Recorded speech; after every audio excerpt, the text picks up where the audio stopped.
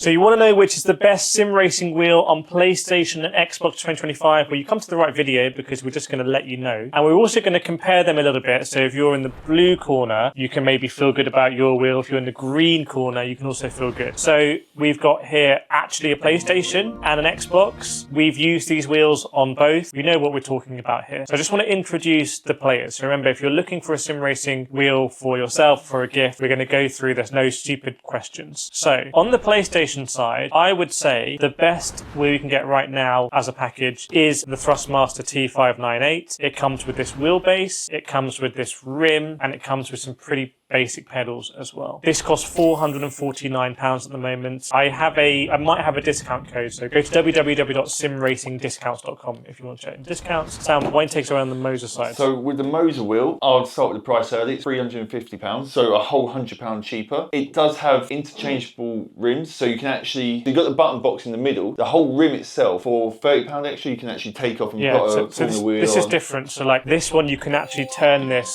quite cheaply, which Sam has done. Is the Moza version of this. Yeah, so this is the Moza R3. It's actually 3.9 Newton meters, which is the power. I don't know why I didn't round up called an R4. This is 5 Newton meters, but hardcore sim racers will tell you that it's a bit different. So Thrustmaster is massive because it has something called direct axial technology. Maybe Sam, you can try and spin your, it won't spin. Whereas the Thrustmaster is very smooth. It's a new generation of smoothness basically. This is actually revolutionary. The compromise is that the base is heavy, and I think that's worth mentioning because this is a big heavy thing, and if you've got kids using it or teenagers or whatnot, there's more weight here. It's a bit more dangerous, frankly. Yeah, this is super cute. Super light to lift. Yeah. You can put that in your backpack, basically. 100% you could. So that's worth bearing in mind. The other thing is that the quick releases are different. Very different, in my opinion.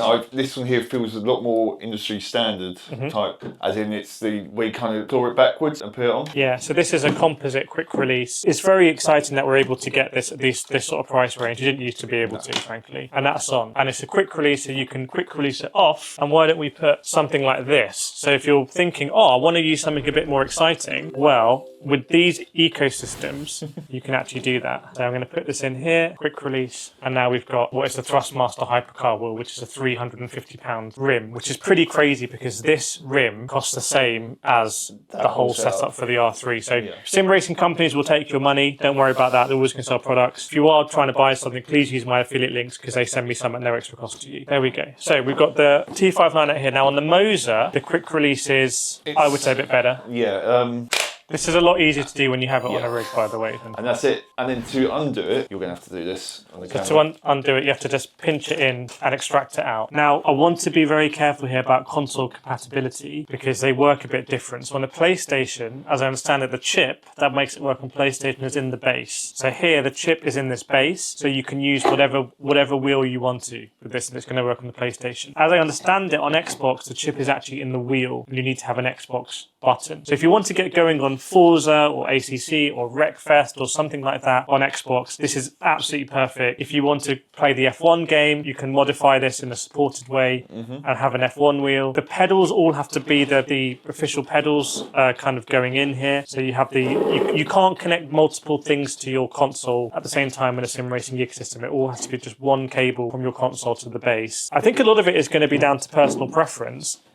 In terms of, do you want to go with a Chinese brand or do you want to go with a French brand? In the UK, these are both available from retailers. This has been a big bone of contention for Fanatec, who's another big brand that we haven't featured here, whose systems are a bit more expensive because they're still not available in retailers. So if you buy this and it goes wrong, you can take it back to your retailer, which is incredible. I absolutely love this kind of small form factor. I mean, I really enjoy this little thing. Like you said, you could literally just chuck it in your backpack and go to your mates with it. So the important question, so thanks if you've made it this far, I hope you're finding it helpful, is 3.9 Newton meters enough? I generally believe it would be. Yeah. I generally believe if you're playing on console, that would be more than plenty for your average person. Yeah. Let's talk about mounting as well, by the way, because both of these come with table clamps, so you can clamp to a table, but you can also bolt them to a rig. So hopefully now you can see these bolt patterns here. So this gets a little bit more serious, but if you have a rig or just a wheel stand or something with a plate, you can bolt through and you're going to have a really rigid experience. However, I would say for this sort of level, certainly on the R3, this is going to be really good as a table clamp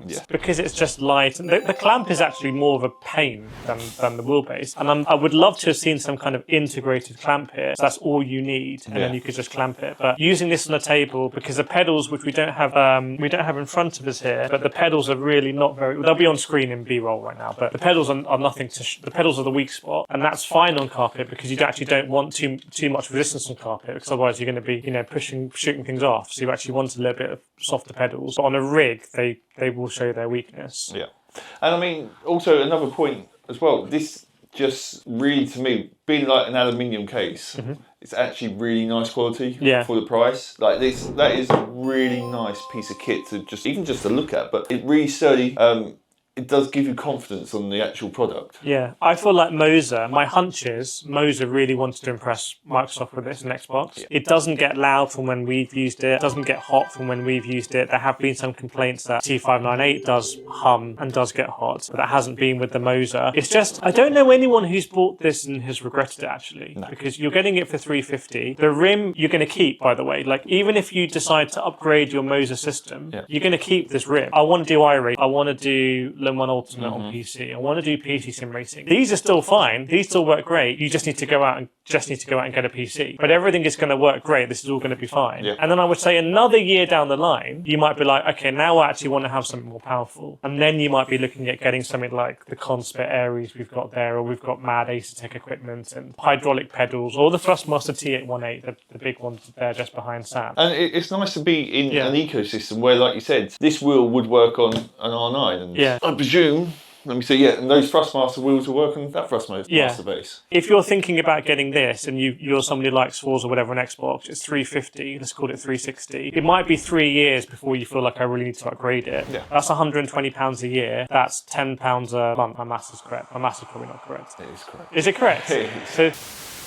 So it's kind of like £10 a month, which is the same as a Game Pass subscription or something like that. For 3 years, you're gonna be pretty good. In that time, you can upgrade the rims, etc. But after 3 years, you're gonna be like, okay, I want to upgrade. You will have got good value out of it, I think. Yeah. Similar maths with the Thrustmaster. That sounded a bit too like everything's great. Sim racing stuff can go wrong all the time. There could be firmware updates. There's been firmware issues on the T598 when it came out that they've had to update. If you're on console and you're playing casually, a lot of it is nice and easy. And then once you want to start upgrading up, getting more into it, more PC, stuff like that, general maintenance is more of a issue. Like my pedals, PC as well, you can also mixed brands as well, but my pedals I have to every couple of months take them apart, clean them, re-grease and put them back together. But I'd say this is because the pedals here on these two are really simple. They're not load cell pedals. They press a couple of buttons and you're racing. That I miss, actually. Yeah. Like genuinely, I spend so much time now in the studio, for example, setting up stuff and changing rims and everything. And that's exactly what you get with a decent, good starter wheel. Yeah, so we wanted to shout out a couple of good options we thought that you can get from retailers. Let us know if you have any more questions in the comments. Go to www.simracingdiscounts.com. That's my site where I try and gather all of the sim racing discounts and my affiliate links. So if you do decide to buy something there, it helps me out. I hope you enjoyed it, and we'll see you next time.